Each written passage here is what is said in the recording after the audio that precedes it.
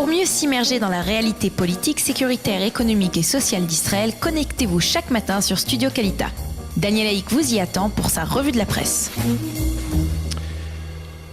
Voilà, c'est l'heure de la revue de la presse et des médias israéliens, il est 8h40 très précisément. Et on peut dire que le mot dominant ce matin dans la presse israélienne, dans les médias, dans les sites d'information, eh bien c'est un mot en hébreu, Eharut, qui veut dire préparatif. Préparatif, c'est le terme donc qui revient ce matin à la une des quotidiens israéliens, des sites d'information. Préparatif aux États-Unis, où selon le Israel Hayom, Donald Trump se préparerait donc à une offensive américaine contre des cibles syriennes.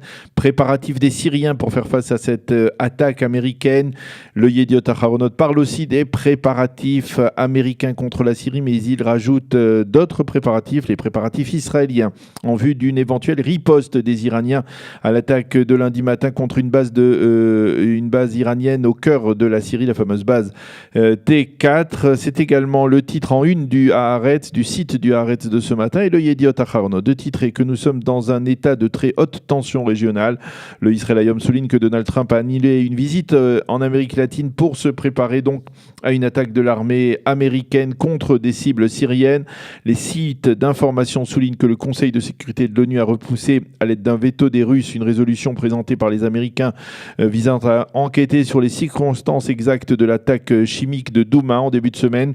Et en Israël, on se prépare donc également en vue d'une réunion exceptionnelle du cabinet restreint pour la sécurité nationale qui se tiendra aujourd'hui et qui va débattre de cette situation donc extrêmement tendue. Le site Ynet parle d'ailleurs d'état d'alerte au sein de Tsahal en perspective d'une possible représaille des Iraniens. Les quotidiens israéliens reprennent à ce propos les déclarations faites hier par le ministre israélien de la Défense Avigdor Lieberman. Nous ne tolérerons pas une présence iranienne en Syrie et nous soutiendrons toute décision américaine qui est liée à une intervention dans ce pays. En page intérieure, le Israel Hayom indique que les Saoudiens pourraient se joindre à une opération aérienne contre des cibles syriennes, une opération aérienne américaine contre des cibles syriennes. Le président français Emmanuel Macron a annoncé que la France décidera dans les prochains jours si elle doit agir militairement en Syrie, et Theresa May à Londres indique très clairement que la Grande-Bretagne ne permettra pas l'usage d'armes chimiques par Assad. C'est la raison pour laquelle les observateurs estiment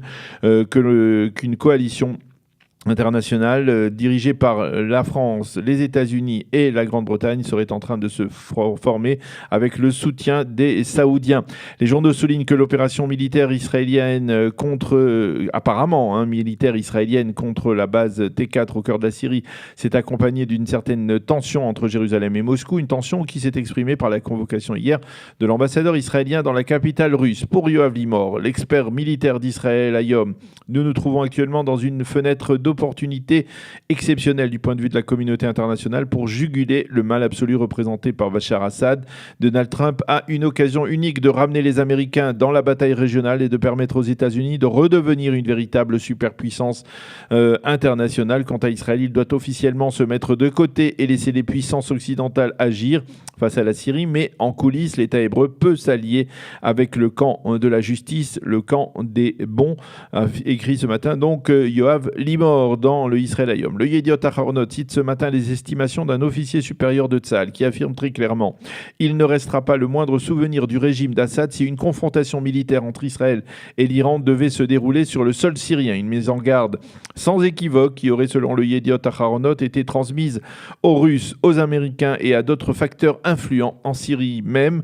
Et Alex Fishman, le spécialiste militaire du Yediot Aharonot, qui a recueilli cette estimation auprès donc de cet officier supérieur qui conserve l'anonymat, on comprend pourquoi.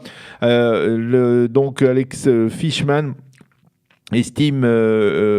croit savoir en tout cas que les forces de sécurité israéliennes sont persuadées que Donald Trump attaquera d'une manière ou d'une autre en Syrie, ne serait-ce que pour se distinguer de Barack Obama qui, on s'en souvient, avait menacé de riposter après une première attaque chimique de Bachar el-Assad contre sa population, mais qui s'était finalement rétracté, portant ainsi un coup dur, même fatal, au rôle de la puissance américaine au Proche-Orient.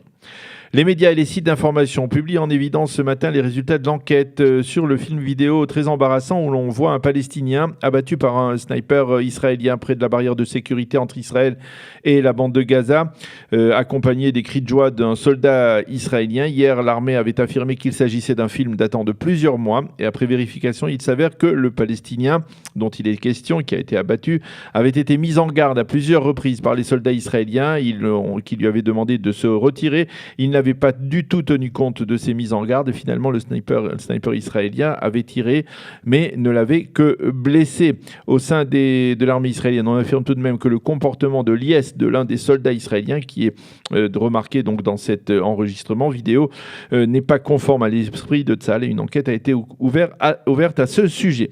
Le ministre de la Défense, Avigdor Lieberman, a déclaré pour sa part que le sniper israélien dans cette affaire méritait une distinction pour avoir tiré. L'on souligne au sein de l'armée que le sniper n'est pas le soldat qui a filmé ce film vidéo, ni celui qui a clamé sa satisfaction. Tout cela fait dire à Chaim Schlein dans le Israël Hayom que oui, effectivement, Tzahal est bel et bien l'armée la plus morale au monde. Ce soir à 20h, nous en avons déjà parlé, nous allons en reparler maintenant.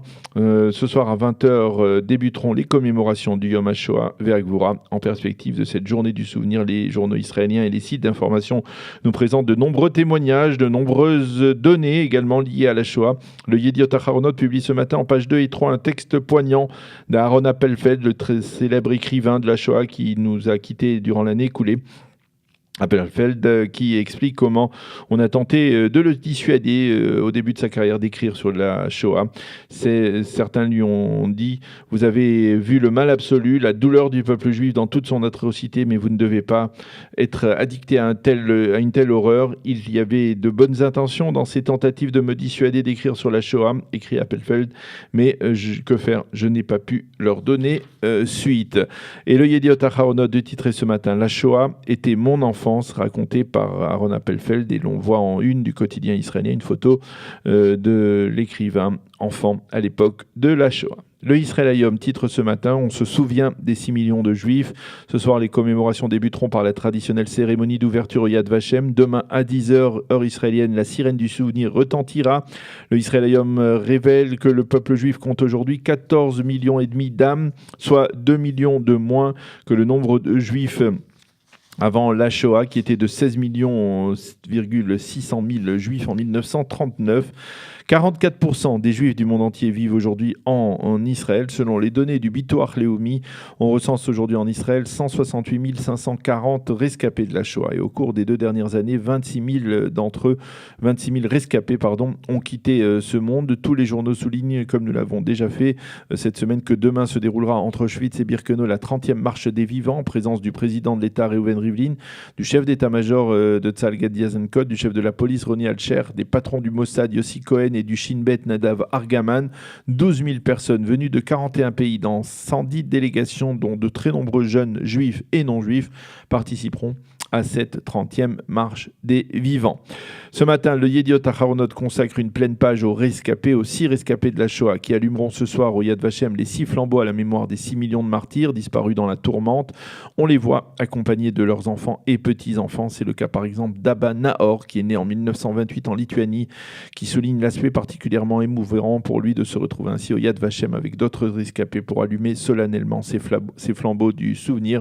On le voit ce matin en photo avec sa petite fille Dana. Et puis pour clore cette revue de la presse, je vous propose la traduction d'un éditorial éloquent et émouvant fait ce matin à 7h par Yoav Krakowski, un très célèbre journaliste israélien qui était ce matin le présentateur du journal du matin sur Kol Israël, la radio israélienne. Voici donc cet éditorial. Ces journées de printemps réunissent la quintessence de ce que représente l'identité israélienne. Outre l'odeur des agrumes dans les champs, outre l'augmentation des températures, parfois tempérées elles-mêmes par les ultimes précipitations, comme cela a été le cas cette semaine, ces journées de printemps qui suivent la fête de Pessah sont des journées qui nous rappellent pourquoi nous sommes ici. Aujourd'hui débutent les 7 jours du souvenir, les 7 jours qui sont le véritable socle de notre identité israélienne, de ce que nous sommes véritablement. Cela va commencer aujourd'hui avec le Yom HaShoah et Gvura. Et une journée durant laquelle nous allons tendre l'oreille, ouvrir notre cœur et écouter ceux qui ont survécu aux affres de la Shoah. Ils sont de moins en moins nombreux et c'est justement à cause de cela que notre cœur doit être plus ouvert, notre oreille doit être plus tendue et attentive, plus prête à écouter leurs récits. Chaque année, la peine face à ceux qui disparaissent s'amplifie et le sentiment est que chacun des rescapés qui s'éteint emporte avec lui un récit qui n'a pas encore été raconté suffisamment. Cette journée du souvenir de la Shoah reste un jour d'unité que les hommes politiques, les hommes et les femmes politiques israéliens n'ont pas encore réussi à polluer de leur combat d'ego et de leur rivalité personnelle.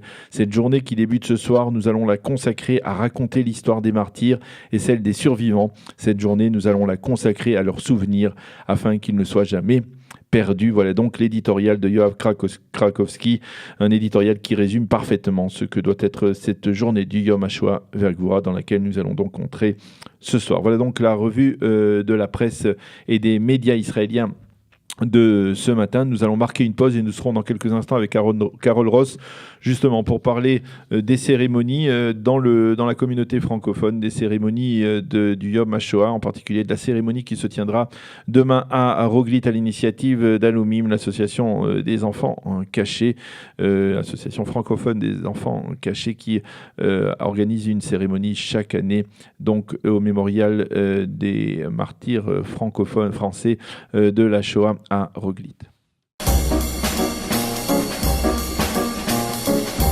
Pour mieux s'immerger dans la réalité politique, sécuritaire, économique et sociale d'Israël, connectez-vous chaque matin sur Studio Kalita. Daniel Haïk vous y attend pour sa revue de la presse.